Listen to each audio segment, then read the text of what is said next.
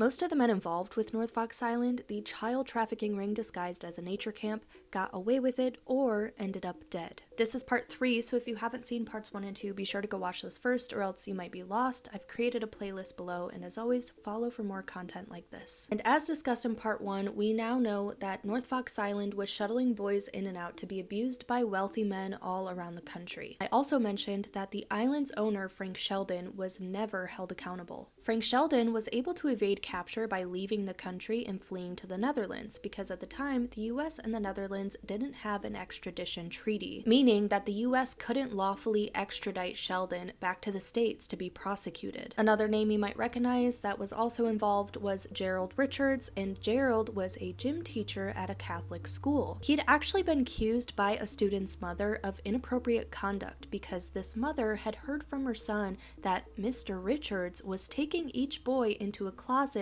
to measure their personal areas with a measuring tape under the guise of sizing them for a jock strap. It's disturbing how deep Gerald's involvement with these activities go, because he would actually start a mail order child service for men throughout the country where you could literally, and I'm not making this up, order a child from a newspaper. He worked at an adult film store for a time and realized that there was a market for such things and that these men would fund his operations. And he used the money he received from selling children in a newspaper to fund Northfox Island's operations. During his time at the adult film store, he also volunteered to be a magician on the side at children's birthday parties, because these type of men would totally do that out of the kindness of their own hearts. Gerald was Frank Sheldon's right-hand man because he would lure boys to the island under the pretense of a nature camp, and a lot of the victims were his own students. Now, unlike Sheldon, Gerald was arrested after Northfox Island was exposed, but he accepted a plea deal where he would be required to give up as much information necessary about the island and who was involved, and in exchange, he would get a more lenient sentence. So Gerald Richards was only given 2 to 20 years of prison time, and it's unclear how much of that he actually served, but we do know that he served